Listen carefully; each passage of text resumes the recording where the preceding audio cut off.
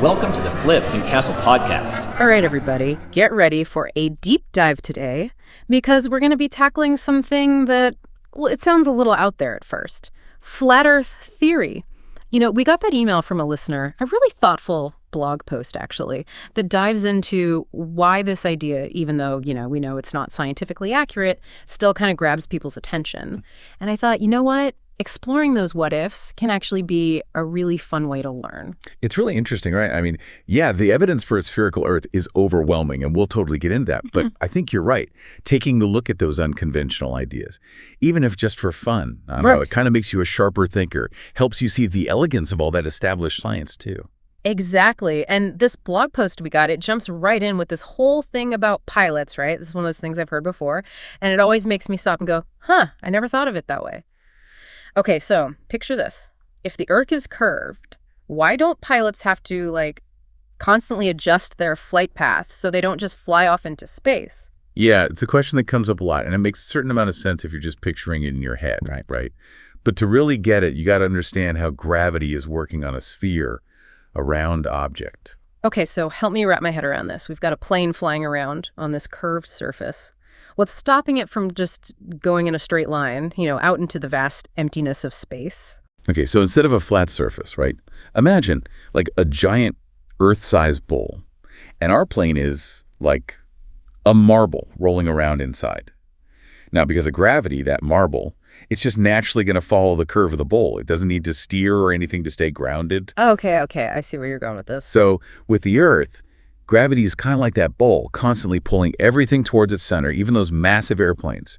That pull, combined with the lift from the wings and the plane's own momentum, keeps everything perfectly balanced up there in the air, even over long, long distances. So the plane itself might be technically traveling on this curved path, but because of gravity, it just feels like a straight line to everyone on board. Exactly.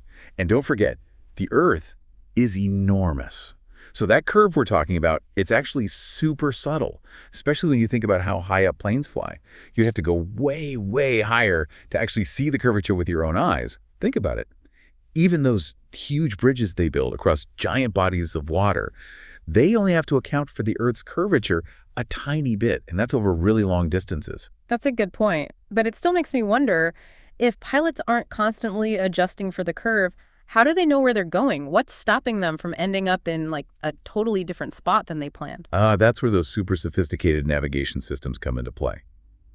Pilots use a whole bunch of instruments, make tons of calculations, air pressure, altitude, wind speed, direction, you name it. And here's the thing, those systems, they're all calibrated based on, you guessed it, a spherical Earth model. So even the tools pilots use are based on the Earth being round. It all connects. But let's shift gears for a second. This blog post also brought up something else, something I bet a lot of people have wondered about when they're looking up at the night sky. I mean, haven't we all been just mesmerized by how crazy crisp and clear those stars look on a dark night? But here's the thing. If the Earth is spinning as fast as, all the science tells us, shouldn't those stars be a blurry mess? The classic star trail question. Yeah. And it all comes down to just how mind-blowingly huge the universe actually is. You can think about it like this. If you're driving down the road, right? Trees that are right next to you, they whiz by in this total blur. But those mountains way off in the distance, they barely seem like they're moving, right? Yeah, that's true. It's all relative.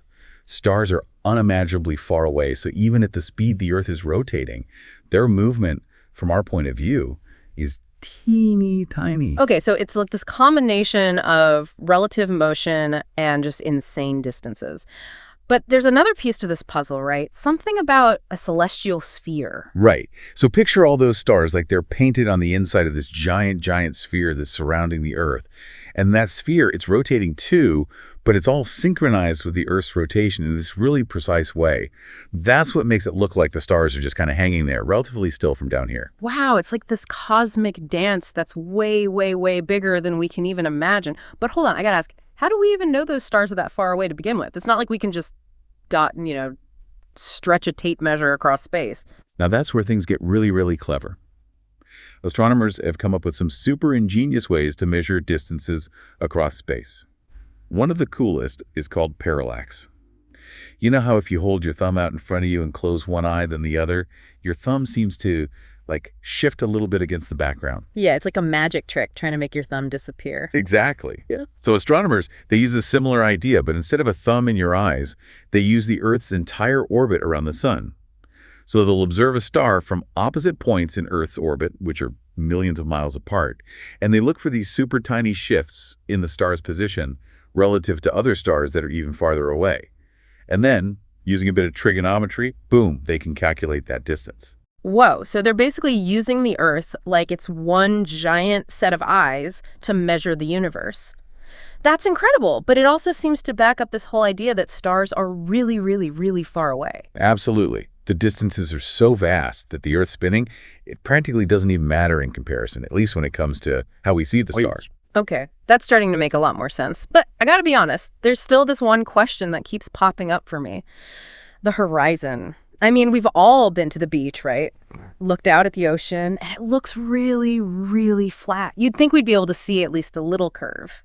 All right, so we were just talking about how even though the Earth is spinning like crazy, we don't actually see the stars blurring because they're just that mind-blowingly far away.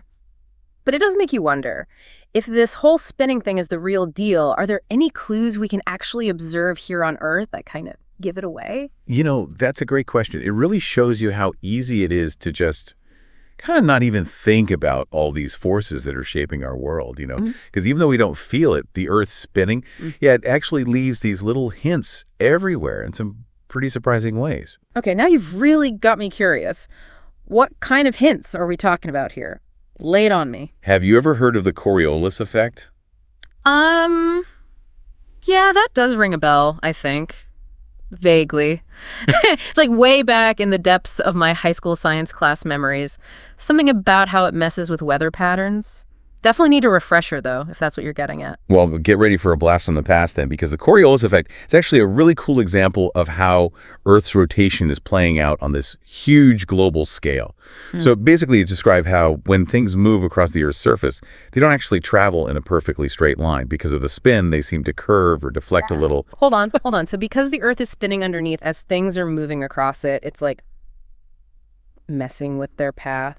Kind of like when you try to walk in a straight line on one of those spinning carnival rides that make you want to puke. That's a perfect analogy. And just like on those rides, the effect is stronger the bigger the motion, you know. And one of the most intense examples of this, hurricanes. You've seen those satellite images, right? Massive storms just swirling across the globe. Oh, yeah, for sure. They look like they're going down a giant drain. And it's different depending on what side of the world they're on, too. Wait. Are you telling me the direction those hurricanes spin is because of the Coriolis effect? Bingo! Yeah! You nailed it. So in the northern hemisphere, hurricanes rotate counterclockwise. But then down in the southern hemisphere, they spin clockwise. And it all comes back to the fact that different parts of the Earth are actually moving at different speeds. Oh, right. Because the Earth is wider at the equator than at the pole. So if you're hanging out on the equator, you've got to travel way farther in the same amount of time. It's like if you're spinning a basketball on your finger, the middle of the ball is moving faster than the top or bottom, right? You got it. Okay, so picture this. A hurricane is forming near the equator, and then it starts moving north. Now, because it started out moving so fast with the Earth's rotation, it keeps that momentum going, say. So as it travels, it seems to curve to the right because the surface below it is moving slower. Whoa. So it's like the hurricane is trying to go straight, but the Earth is literally spinning underneath it, making it curve.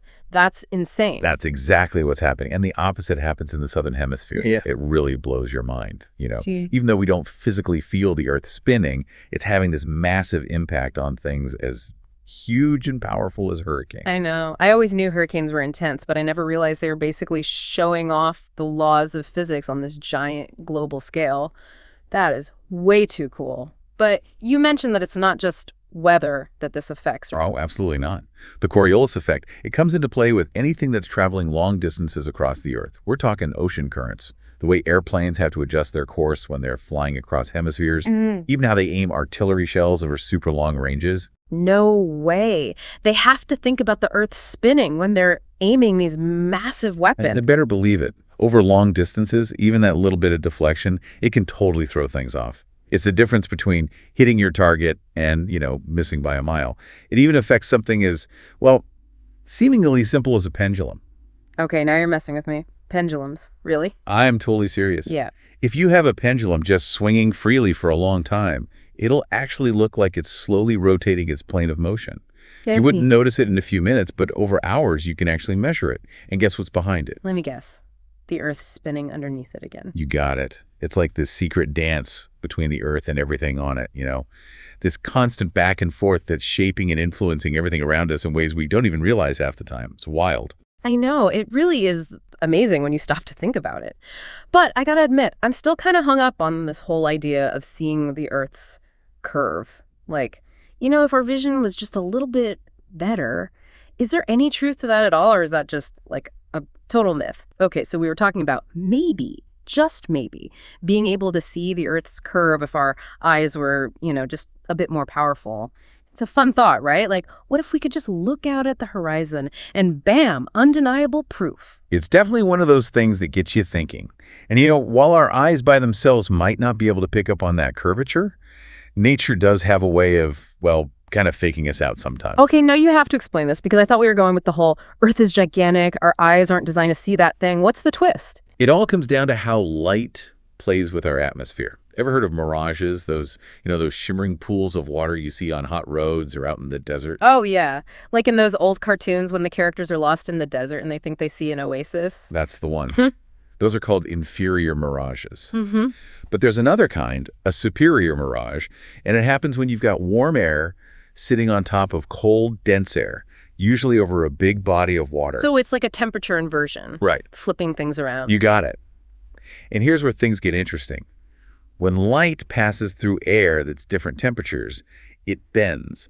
So when the light from something far away, let's say a ship way out at sea, goes through this temperature flip, it gets bent downwards towards the colder air that's closer to the surface. So instead of going straight, the light gets like tugged downwards a bit by the atmosphere. Okay, I think I'm with you so far.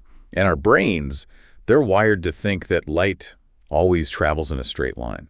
So we end up seeing that object higher up than it really is. So are we basically seeing like a reflection of the ship, like in a mirror, but in the air? It's not a reflection exactly, but yeah, the idea is similar.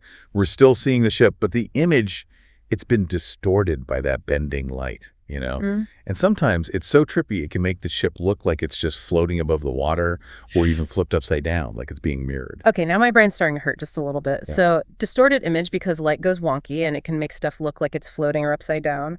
But how does this connect to seeing the Earth curve? Because when these superior mirages happen over like really massive distances, like across a huge chunk of the ocean, that's when they can actually make it seem like the horizon itself is curving, dipping down at the edges. Wait, so even though we're not actually seeing the Earth's curve, it's just messing with our eyes because of the way the light's bending, our brain is saying, yep, that's a curve. That's it. It's this crazy mix of physics, the light, the way our atmosphere is always changing, and then how our brains try to make sense of it all. Wow. Okay, that is way more complicated than it seems.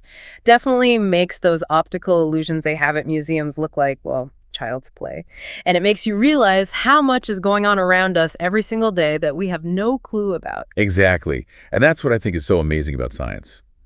The more you learn, the more you realize there's even more to learn. So true. Well, I think we've covered a ton of ground today in our Flat Earth deep dive. We started with, planes and gravity, then zoomed out to the entire universe and swirled around with hurricanes and now mirages. It's been a wild ride. It really shows how much cool science is packed into even the craziest sounding questions, doesn't it? It really does. So as we wrap things up, what's the one thing you hope everyone listening takes away from all this today? If there's just one thing, I hope it's that our world is full of these crazy, mind-blowing wonders, And a lot of them we don't even realize are right there in front of us. So never stop asking those what-if questions, keep exploring and learning, and never, ever lose that curiosity. Couldn't have said it better myself. That is some seriously awesome advice. Well, on that note, we'll be wrapping up this deep dive. Thanks for joining us, everyone. And as always, stay curious.